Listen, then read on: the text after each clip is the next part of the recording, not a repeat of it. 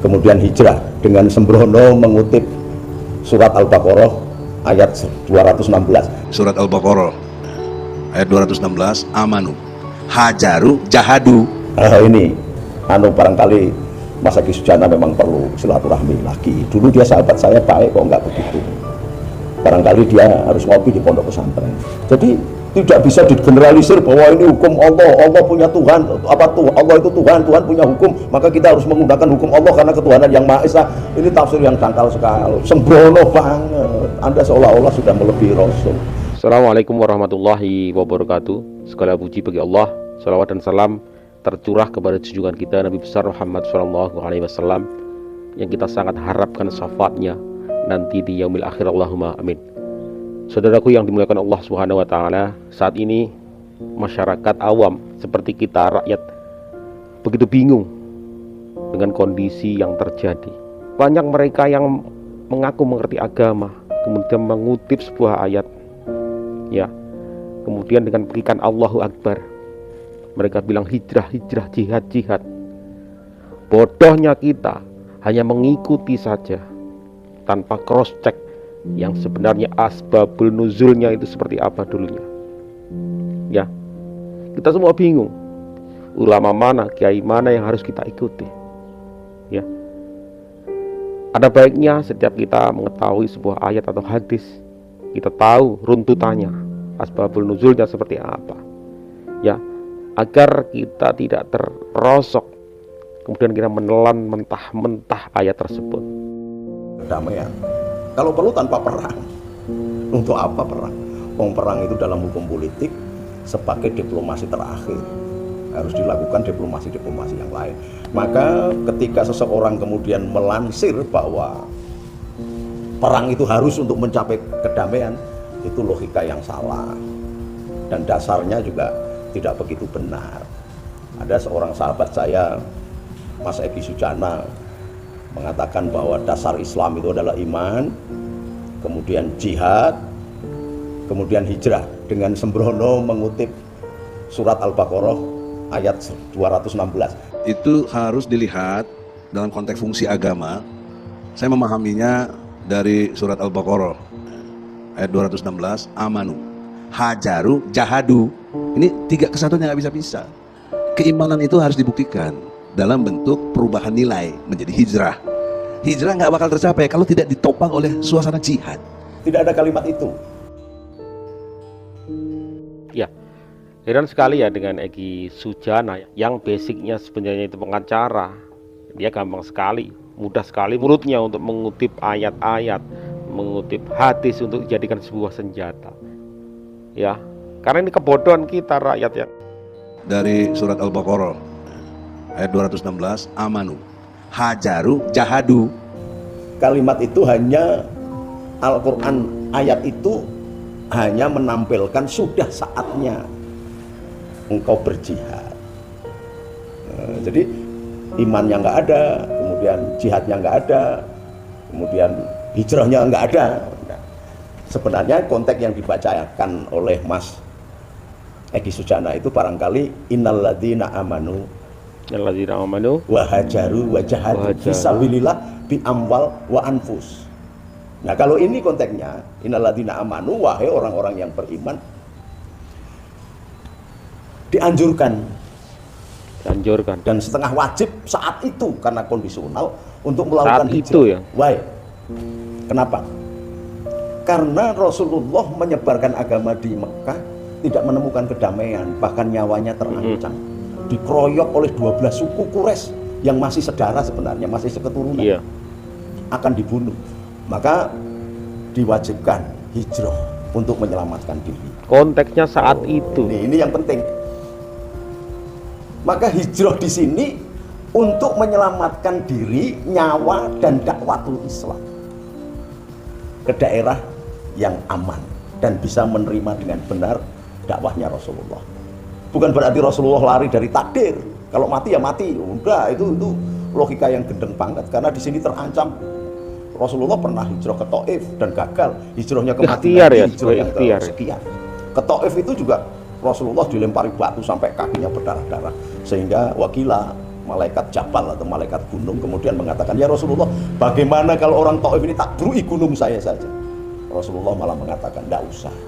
Tidak usah. Malah didoakan, ya Allah, ampuni mereka karena mereka tidak tahu. Tidak tahu. Layak lamun, tidak paham atas perjuangan ini. Ini hijrah. Ya, jadi seperti teman-teman, seperti kejadian COVID kemarin. Kita tahu ada bahaya. Kita tahu ada sesuatu hal yang akan membahayakan diri kita semua. COVID-19. Sebagai bentuk ikhtiar, ya kita caranya seperti apa?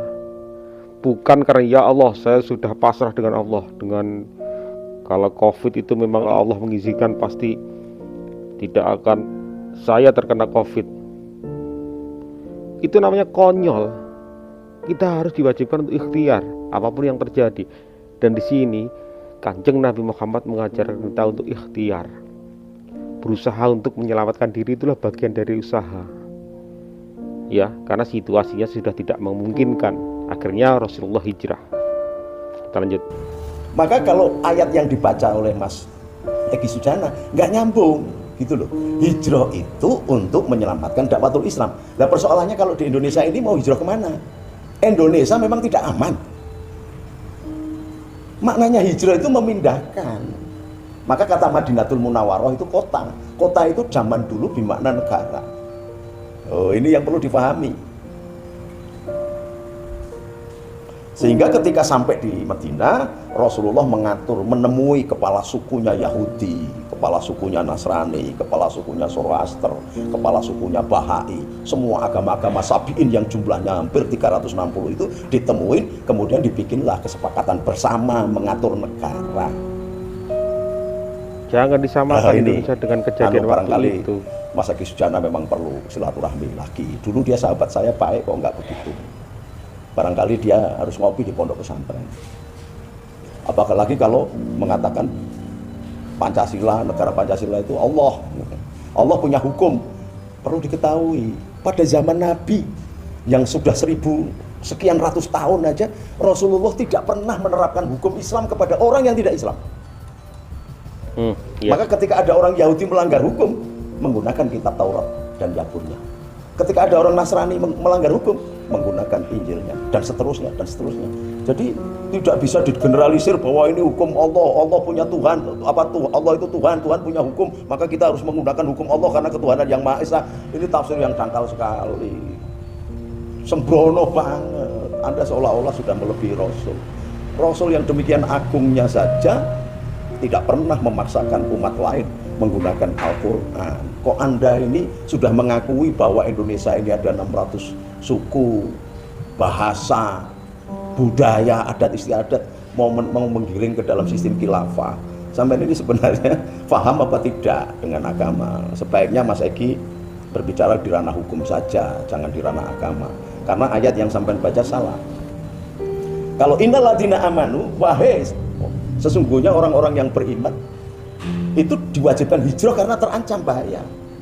Maka Allah membuat hukum bahwa yang namanya babi itu haram, anjing itu haram dimakan, tetapi dalam kondisi daruri, kondisi darurat untuk menyelamatkan nyawa manusia, maka boleh dimakan dalam keadaan darurat.